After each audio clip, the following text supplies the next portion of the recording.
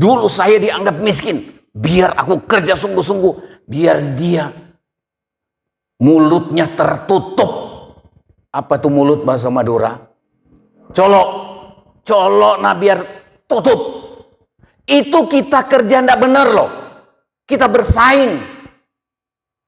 Dan itu menghancurkan rohani kita. Kita lihat sebentar. Nah, membuat kita masuk bodoh mengenai tanda-tanda kesudahan Allah. Membuat kita tidak dapat menguasai diri.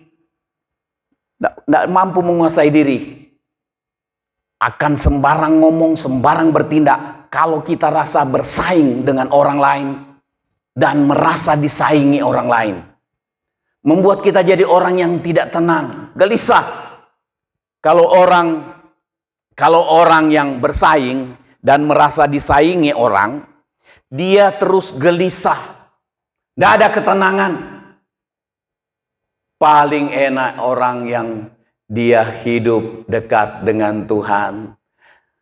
Dia kerja bukan untuk bersaing, tetapi dia kerja sungguh-sungguh.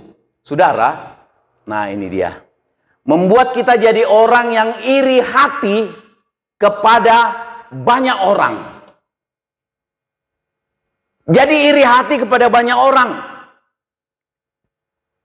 Kalau kita rasa yang orang itu terlalu jauh, terlalu kaya, terlalu cantik, terlalu ganteng, terlalu tinggi pangkatnya, kita tidak mampu saingi. Kita lihat yang di sekitar kita, yang kita mau saingi. Kalau pagi ini saya ingin katakan begini. Kerjalah sekuat mungkin. Untuk jadi kaya sekaya mungkin. Tetapi kerja dengan tujuan supaya saya makin berhasil.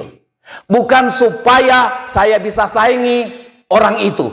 Saya bisa saingi toko itu. Bersaing dan merasa disaingi. Tidak usah takut disaingi toko kita. Amin. Ada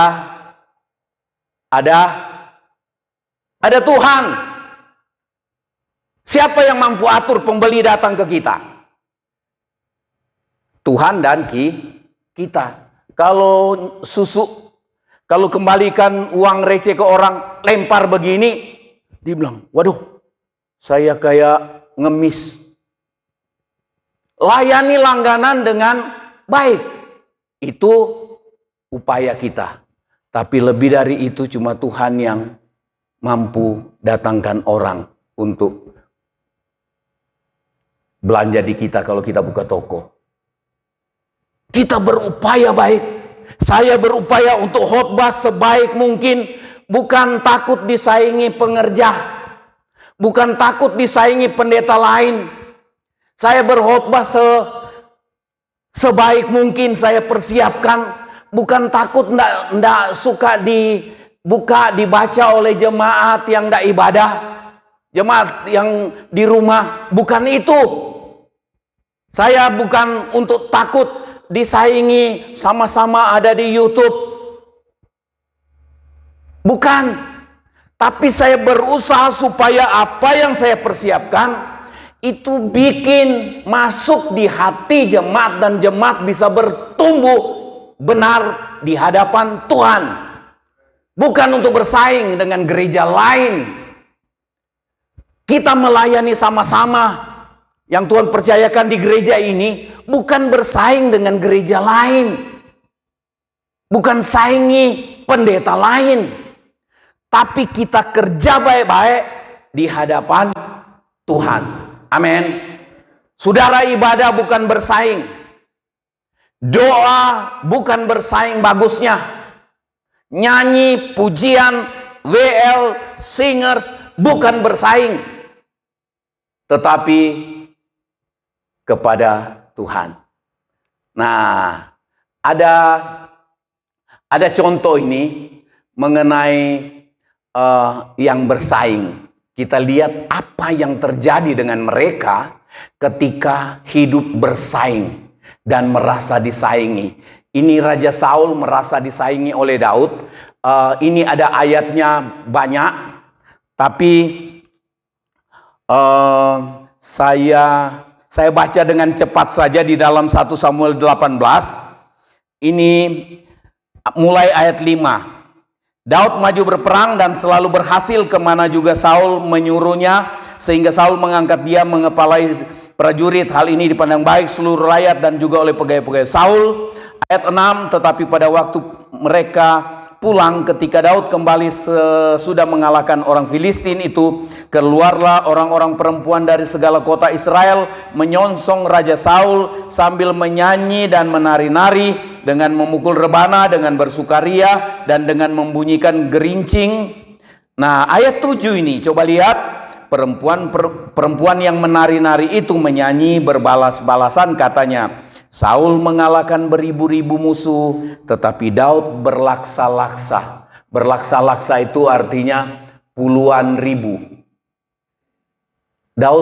Saul katanya mengalahkan beribu-ribu, entah 1.000, 2.000, 3.000, 4.000, 5.000, tapi Daud puluhan ribu. Kita baca ayat 8. Baca sama-sama yang merah itu. 1, 2, 3. Bangkitlah amarah Saul dengan sangat, dan perkataan itu menyebalkan hatinya. Daud berperang sungguh-sungguh untuk negara, untuk kerajaan.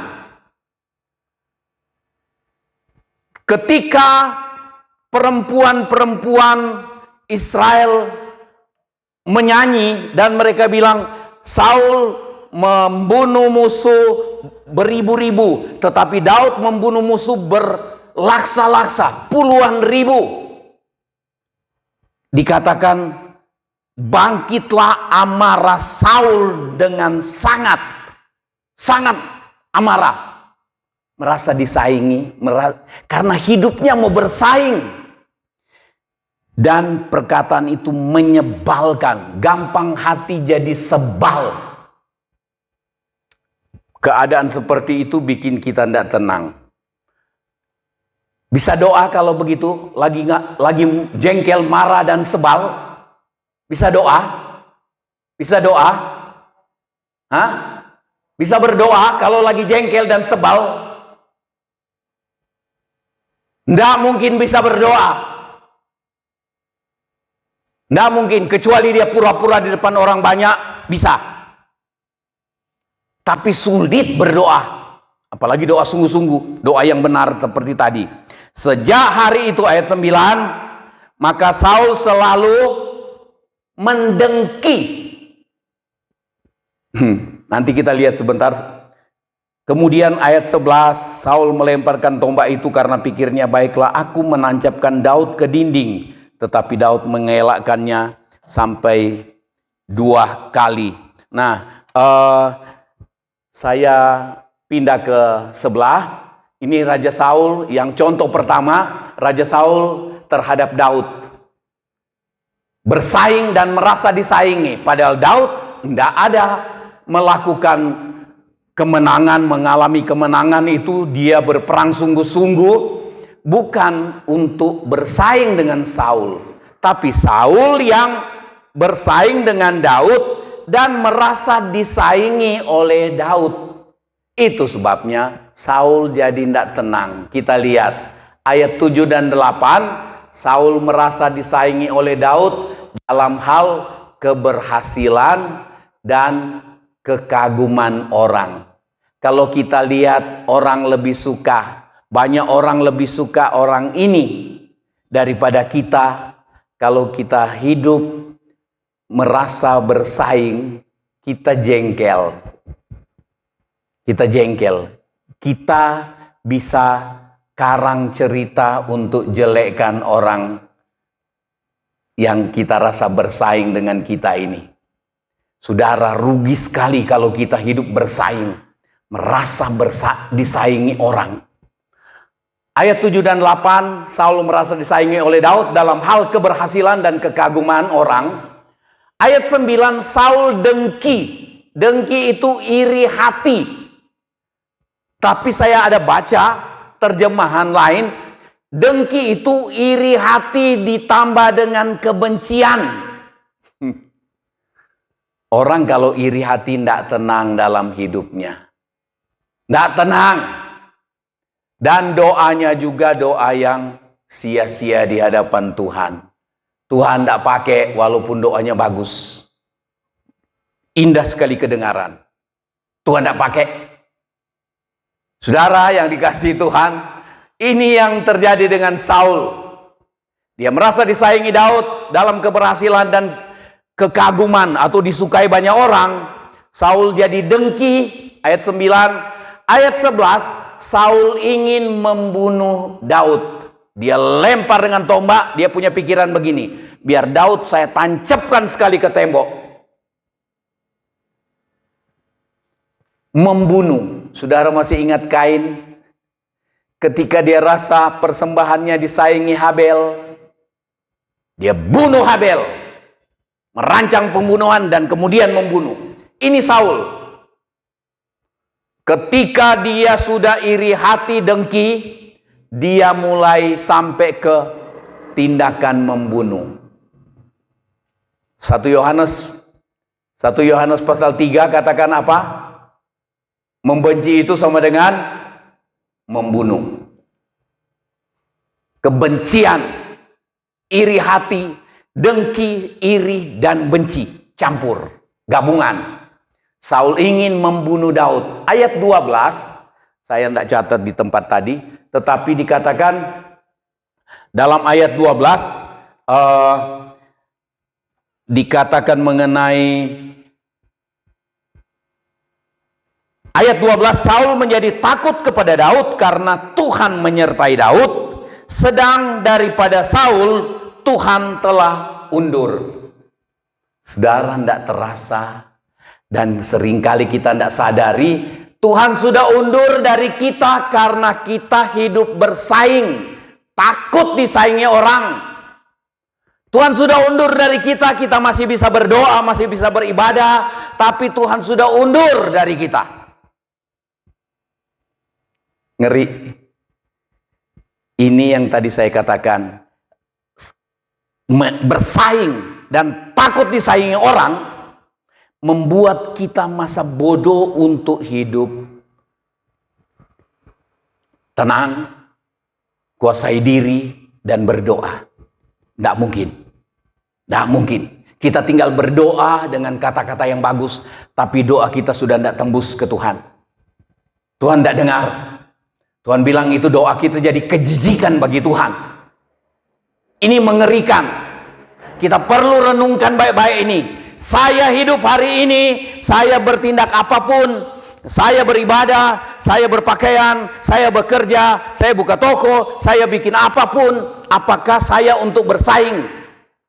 Saya beli ini, beli itu. Apakah untuk bersaing dan takut disaingi orang? Atau memang saya rasa kebutuhan? Tadi saya ulang, kerja saja sebaik mungkin supaya kita lebih berhasil lagi, tapi bukan supaya lebih berhasil dari orang lain. Kerja saja sungguh-sungguh. Tuhan akan bikin kita berhasil sampai di sini, tapi kita bukan bilang begini, lihat saya sekarang. Dulu remehkan saya, sekarang apa? Itu yang bikin menggenapi yang Tuhan Yesus bilang, cuma sedikit yang selamat. Karena banyak orang Kristen, banyak orang gereja hidup bersaing, termasuk pendeta bersaing. Itu sebabnya berantem di pelayanan. Nah,